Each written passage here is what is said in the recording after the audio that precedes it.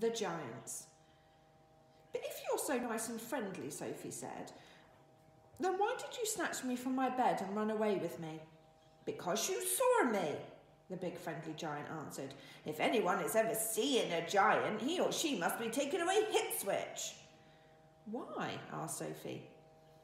Well, first of all, said the BFG, human beings is not really believing in giants, is they? Human beings is not thinking we exist. I do, Sophie said. Ah, but that is only because you've seen me, cried the BFG. I cannot possibly allow anyone, even little girls, to be seeing me and staying at home. The first thing you'd be doing, you'd be scuttling around yodeling the news that you were actually seeing a giant. And then a great big giant hunt, a mighty giant look-see, would be starting up all over the world, with the human beings all rummaging for the great giant you saw and getting wildly excited.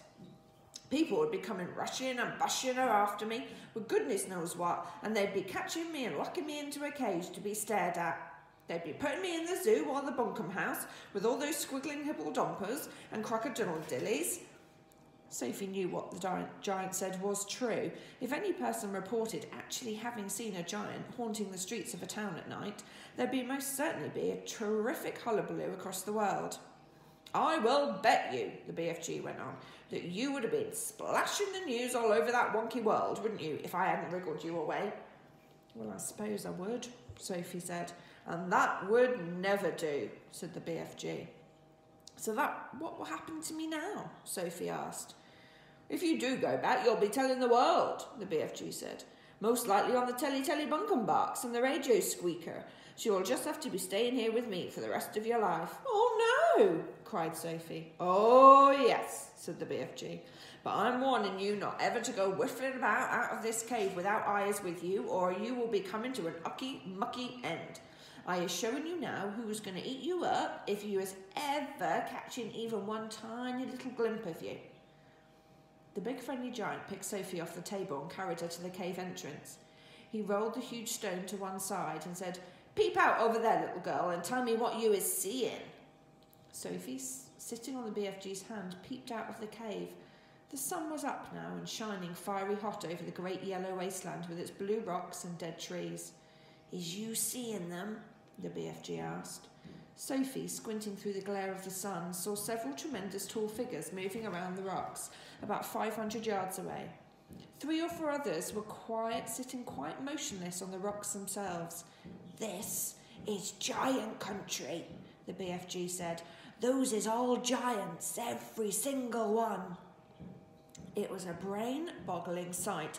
The giants were all naked except for a sort of short skirt around their waists, and their skins were burnt brown by the sun. But it was the sheer size of each of them that boggled Sophie's brain most of all. They were simply colossal, far taller and wider than the big friendly giant upon whose hand she was now sitting. And oh, how ugly they were. Many of them had large bellies. All of them had long arms and big feet. They were far too far away for their faces to be seen clearly, and perhaps that was a good thing. What on earth are they doing? Sophie asked. Nothing, said the BFG. They is just moochling and foochling around and waiting for the night to come. Then they'll all be galloping off to places where people is living to find their suppers. You mean to Turkey? Sophie said. Bone-crunching giant will be galloping to Turkey, of course, said the BFG. But the others will be whiffling off to all sorts of flung-away places, like Wellington for the booty flavour and Panama for the hatty taste. Every giant is having his own favourite hunting ground. Do they ever go to England? Sophie asked. Often, said the BFG. They say the English is tasting ever so wonderfully of crod squallop. I'm not sure I quite know what that means, Sophie said. Meanings is not important, said the BFG. I cannot be right all the time. Quite often I is left instead of right. And all those beastly giants over there really going off again tonight to eat people? Sophie asked.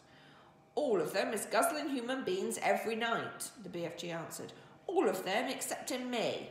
That is why you'll be coming in to an mucky end if any of them should be getting their gogglers on you.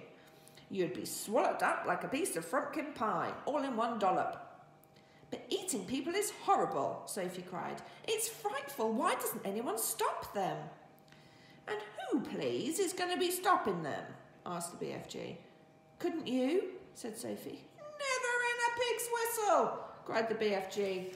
All of those man-eating giants is enormous and very fierce. They is all at least 2 times my wideness and double my royal highness. Twice as high as you? Cried Sophie. Easily that, said the BFG. You have seen them in the distance, but just wait till you get them up close. Those giants is all at least 50 feet tall, with huge muscles and cockles alive-o. I is the titchy one. I is the runt. 24 feet is puddle nuts in giant country. You mustn't feel bad about it, Sophie said.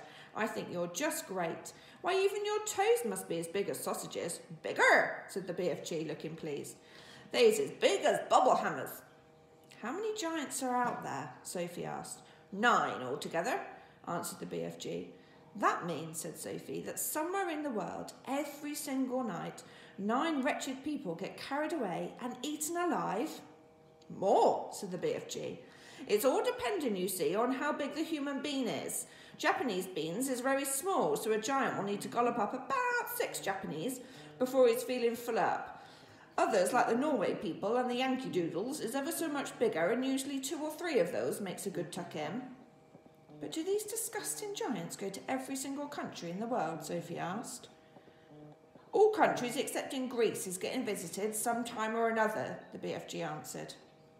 The country which is a giant visits is dependent on how he is feeling. If it is ever warmer weather and the giant is feeling as hot as a sizzle pan, he'll probably go galloping far up to the Frisbee North to get himself an Eskimo or 2 to cool him down.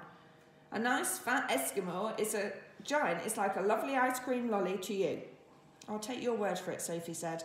And then again, if it's a frosty night and the giant is frigid with cold, he'll probably point his nose towards the squattling hotlands to guzzle a few Hottentots to warm him up. How perfectly horrible, Sophie said.